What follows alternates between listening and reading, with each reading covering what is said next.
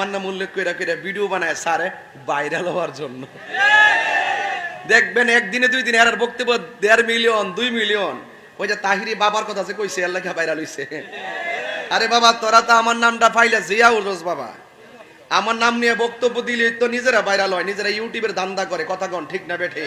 তারা সুযোগ পাইছে কারণ এখন তো ওয়াজের সিজনটা ডাল না। এখন ওই মসজিদের মেয়েরাবে জুম্মা সার ওই রাত্রে 2টা-3টার পরে অনেকগুলা বুম বাইন না ক্যামেরা একটি লাগা ওই অনেকগুলা কিনে আনছে এরকম 20-25টা আর না এইভাবে মসজিদের ভিতরে লাগায় সবাইজন ঘুমায় জায়গা এনে বয়া বয়া নিজে প্রশ্নটি লয়া ওই আমার নাম উল্লেখ করে করে ভিডিও বানায় সারে ভাইরাল হওয়ার জন্য। দেখবেন একদিনে দুই দিনে আর বক্তব্য 1.5 মিলিয়ন 2 মিলিয়ন। ওই যে তাহিরি বাবার কথা যে কইছে আল্লাহ ভাইরাল হইছে। আরে বাবা তোরা তো আমার নামটা পাইলে জিয়াউল রোজ বাবা, আমার নাম নিয়ে বক্তব্য দিলে তো নিজেরা ভাইরাল হয়, নিজেরা ইউটিউবের ধান্দা করে। কথা কন ঠিক না বেঠে? তো সুতরাং আমরা ওই সমস্ত মৌলবীদের সাথে নাই যারা আমার নবীকে 1 সেকেন্ডের জন্য অস্বীকার করে। হাত তুলে বলেন ঠিক কি না বলেন? তাদের সাথে আমাদের কোনো সম্পর্ক। আমার নবী কবরে শরীরে থাকার ক্ষমতা আছে না নাই? আমার নবী এখনো রওজা মুবারক উম্মতি করে কি করে না? দুনিয়াতে আসার আগেও নবী ছিল কি ছিল না? মা আমেনার মাস থেকে প্রকাশিত হওয়ার পর শুভ আগমনের পর নবী হয়ে আসছে কিনা? এবং 40 বছর নবুয়ত প্রকাশের পর নবী আছে কিনা? কিয়ামত পর্যন্ত থাকবে কিনা? জান্নাতে যেই নবী সর্বপ্রথম ঢুকবে সেই নবী আমার নবী। ওই নবীর সঙ্গে বিরোধিতা করে কবরে গেলে শান্তি পাওয়া যাবে না। এই জন্য আল্লাহ কোরআনে বলছেন। আরেকটা কথা ছোট কথা বলি, পরে পারবো না এই জন্য বলে ফেলতেছি। আমি বলছিলাম 24 ঘন্টার ভিতর আলটিমেটাম দিচ্ছিলাম মামলার জন্য। আমাকে কৌমি ঘরানার একজন আলেম আমার সাথে কথা হয়েছে, উনি বলছেন যে তাহির সাহেব আপনি মামলা যায়েন না, আমার সাথে ওনার দেখা হবে কালকে সকালে, আমি ওনাকে বলবো বিষয়টা। আমি বলছি ঠিক আছে আপনি তাইলে বলেন, আমি আর গেলাম না। তবে উনি যদি ভুল স্বীকার করে তাহলে আমি প্রয়োজন ওনাকে সেলুট দিব।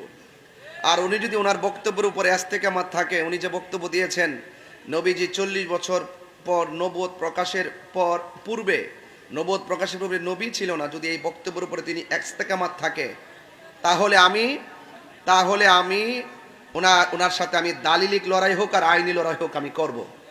কারণ তাকে তার কাছ থেকে জাতিকে সতর্ক করা উচিত। কথা বলেন ঠিক কিনা?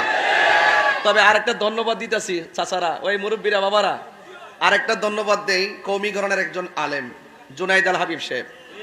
মানে ওনার বক্তব্য আমার অনেক ভালো লাগছে।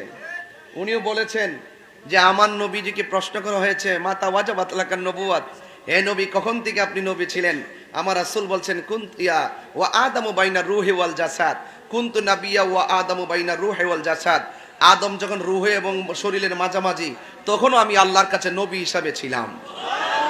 তো নবীরে প্রশ্ন করছে দুনিয়ায় প্রশ্ন করার পরে নবী কি বলছে? কুনতু আমি ছিলাম নাবিয়ান। নবী বলেন যে আমি নবী ছিলাম, আর এই মৌলবী বলে যে নবী ছিলেন না। তার মানে তার বক্তব্য সরাসরি নবীর বক্তব্যের বিরুদ্ধে। কথা বলেন ঠিক না বেঠিক? আমি জুনাইদ আল হাবিব সাহেবকে আমার অন্তরস্থল থেকে মোবারকবাদ জানাই যে আপনি কি ঈমানি যুদ্ধে অংশগ্রহণ করেছেন। কথা বলেন ঠিক না বেঠিক?